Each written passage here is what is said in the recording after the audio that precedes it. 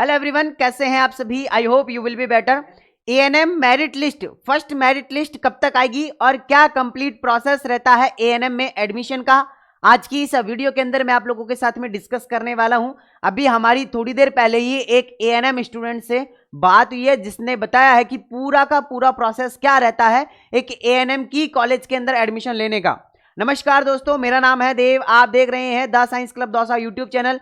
चलिए शुरू करते हैं। सबसे पहले तो मैं आप सभी को बताना चाहूंगा कि एएनएम मेरिट लिस्ट आएगी, उसके बाद आप लोगों का जो प्रोसेस है वो होता है।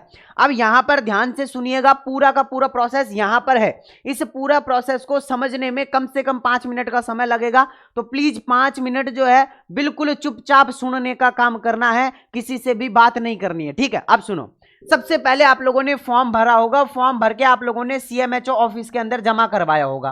क्या आपने ऐसा ही किया है? बिल्कुल ऐसा ही किया होगा। अब जब आपने सीएमएचओ ऑफिस के अंदर अपना फॉर्म जमा करवा दिया है, उसके बाद में एक लिस्ट आती है। क्या आती है? एक लिस्ट, जो कि ये है मेरिट लिस्ट। अब जैसे ही ये मेरिट लिस्ट आ जाएगी, तब आप लोगों के पास में या तो पोस्ट ऑफिस से कोई डाक आएगा या फिर आप लोगों के पास में कॉल आएगा। तो जिस स्टूडेंट से हमने बात करी है उसने बोला कि मेरे पास में पोस्ट ऑफिस से डाक भी आया था और मेरे पास में कॉल भी आया था, और पोस्ट ऑफिस से डाक भी आया था। तो अब बहुत सारे जो स्टूडेंट परेशान हो रहे हैं कि हमें कैसे पता लगेगा, कब पता लगेगा, क्यों पता लगेगा। तो ध्यान से सुन लो, अगर जैसे ही मेरिट लिस्ट आएगी, उस मेरिट लिस्ट के बाद आप लोगों को पोस्ट ऑफिस से क्या आएगा, एक तो डाक आ जाएगा और दूसरी चीज आपके पास में कॉल भी आ जाएगा। अब जैसे ही कॉल आएगा आप लोगों के पास में, तो फिर आप लोगों को डॉक्यूमेंट वेरिफिकेशन करवाने के लिए कहां जाना पड़ेगा, वापस से सीएमएचओ ऑफिस में आप लोगों को डीवी डॉक्यूमेंट वेरिफिकेशन करवाने के लिए जाना पड़ेगा। अब मेरी बात सुनो, जैसे ही ये पोस्ट ऑफिस आएगा ना, इसके अंदर लिखा हुआ रहेगा कि आपको किस सेंटर पर जाना है ना। हाँ, कि आपको किस सेंटर पर अपने डॉक्यूमेंट्स लेके जाने हैं। इस पोस्ट ऑफिस के जो डाक आएगा ना, इसके अंदर आप लोगों को पता लगेगा कि आपको किस सीएमएचओ ऑफिस के अंदर या कि कहां आप लोगों को जाना पड़ेगा, ठीक है ना। अब यहां पर मान लेते हैं कि दौसा है, हमने यहां पर एग्जांपल लिया दौसा का, दौसा की थी और दौसा की ही जो कॉलेज है उससे उन्होंने क्या की थी, एएनएम करी है। अब यहां पर जैसे कि 40 सीट है, कितनी सीट है दौसा के अंदर? 40 सीट है। अब इन 40 सीट के अंदर से उन्होंने कहा कि लगभग 5 गुना स्टूडेंट को एक सेंटर पर बुलाया जाता है। तो लगभग 40 सीट है, तो लगभग 200 स्टूडेंट्स को कहां बुलाया जाएगा? डॉक्यूमेंट वेरिफिकेशन के लिए बुलाया जाएगा। अब ये सुबह 10 बजे बुला लेते हैं, कितने बजे? सुबह 10 बजे बुला लेते हैं सभी स्टूडेंट को। सभी स्टूडेंट सुबह 10 बजे सीएमएचओ ऑफिस पहुंच जाएंगे। अब पहुंचने के बाद क्या करना है? पहुंचने के बाद यहां पर आप लोगों के कम से कम 2 गुना स्टूडेंट, कितने? 2 गुना स्टूडेंट जो है वो ले लिए जाते हैं डीवी करके, है ना, डॉक्यूमेंट वेरिफिकेशन करके। कितने स्टूडेंट का? लगभग 70 से 80 स्टूडेंट का डॉक्यूमेंट वेरिफिकेशन करके और सीएमएचओ ऑफिस के अंदर बता देते हैं।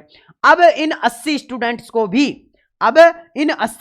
में भी लेने कितने हैं? 40। तो इन 80 स्टूडेंट को कहां भेज दिया जाता है? डायरेक्टली ट्रेनिंग सेंटर यानी कॉलेज के अंदर भेज दिया जाता है। और जो कॉलेज के अंदर सही ढंग से डॉक्यूमेंट वेरिफिकेशन करवा देता है, सारी चीजों को लेके मेडिकल वगैरह बनवा के, उस स्टूडेंट का एडमिशन कंफर्म हो जाता है और वह स्टूडेंट उस कॉलेज के अंदर क्या हो जाता है? एलिजिबल हो जाता है कि अब उस स्टूडेंट को उस कॉलेज के अंदर एडमिशन मिल चुका है।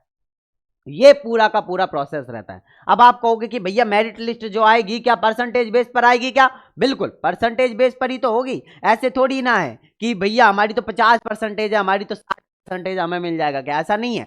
लेकिन ये आएगी कैसे? परसेंटेज बेस पर ही आप लोगों की रहने वाली। अब वो एक बार मेरा ये देना भैया, ये दो मेरे को। अब मैं आप लोगों को एक चीज और बता देना चाहता हूं कि यहां पर कौन कौन सी कॉलेज है, कहां कहां है, उसके बारे में भी मैं आप लोगों को थोड़ा सा बता देता हूं कि टॉप जो आप लोगों की ट्रेनिंग सेंटर्स हैं वो कहां कहां पर हैं, वो भी मैं आप लोगों को बता देता हूं। जैसे कि government ANM training centre Jaipur के अंदर है ना, क्या है? GATC, government ANM training centre Jaipur के अंदर है। दूसरा आप लोगों का जोधपुर के अंदर है गवर्नमेंट।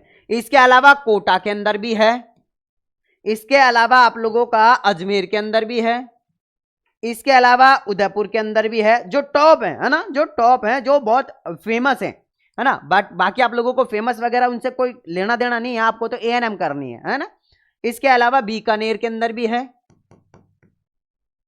इसके अलावा अलवर के अंदर भी है, इसके अलावा सिक्कर के अंदर भी है, झुंझुनू के अंदर भी है, भरतपुर के अंदर भी है और दौसा के अंदर भी है। ठीक है, इसके अलावा प्राइवेट्स भी हैं, है ना, लेकिन प्राइवेट से करने का कोई सेंस नहीं है इतना, बट गवर्नमेंट से करोगे, एक बार कॉल आ रहा है किसी का, अटेंड कर लो, है ना। तो गवर्नमेंट से जब करोगे ना आप लोग तो थोड़ा बेटर रहता है। गवर्नमेंट में सबसे पहली बात तो फीस नहीं लगती है कुछ भी, है ना, फीस नहीं लगती है।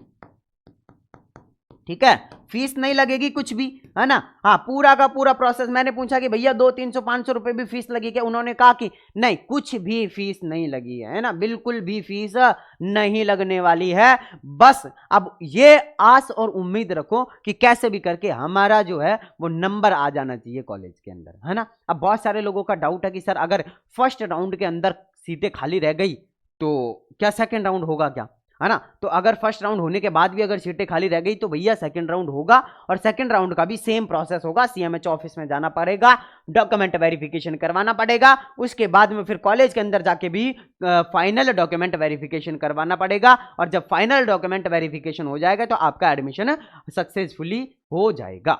ठीक है, तो ये प्रोसेस रहता है। अब वेट करना है किसका, अब वेट करना है आप लोगों को मेरिट लिस्ट का या फिर कट ऑफ का।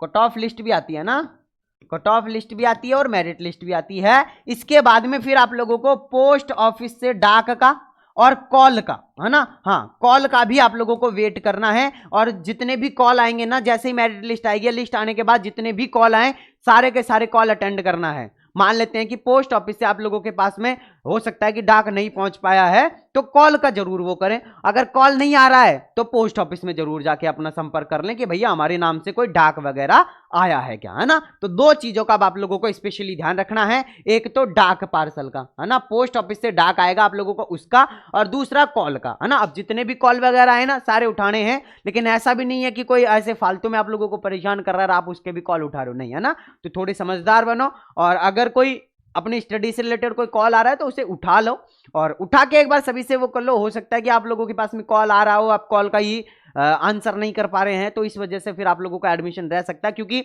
सुनो मेरी बात सुनो, आप लोगों को लग रहा होगा कि सर फॉर्म तो हमने भी भरा, हमारी अच्छी परसेंटेज भी, हमारा तो आ ही जाएगा, ऐसा नहीं होता है ना। जब तक आप CMHO ऑफिस के अंदर जाके DV नहीं कराओगे, डॉक्यूमेंट वेरिफिकेशन नहीं कराओगे, तो कुछ भी नहीं लेना देना है ना। चाहे भले आपकी 95% हो, चाहे 98 हो, चाहे 99 हो, चाहे 100 हो, है ना, उससे मतलब नहीं है। जब तक CMH ऑफिस में अंदर जाके पूरा डॉक्यूमेंट वेरिफिकेशन, कॉलेज के अंदर जाके डॉक्यूमेंट वेरिफिकेशन नहीं करवाओगे तो उसका कुछ भी मतलब नहीं है। चलो अब हम वेट करते हैं फटाफट से कि कब तक आती है, तो अभी 2-4-5 दिन का और वेट कर लेते हैं, जैसे आएगी मैं आप लोगों के साथ में तुरंत शेयर करूंगा। दूसरी चीज, अब 1-2 दिन के अंदर अगर नहीं आती है तो मैं खुद CMH ऑफिस जाऊंगा और वहां कैसे क्या चल रहा है उसके बारे में एप्लीकेशन दूंगा कि सर कब तक जो है A&M की लिस्ट आएगी, वो सारी चीजें मैं आप लोगों को एक्सप्लेन करूंगा।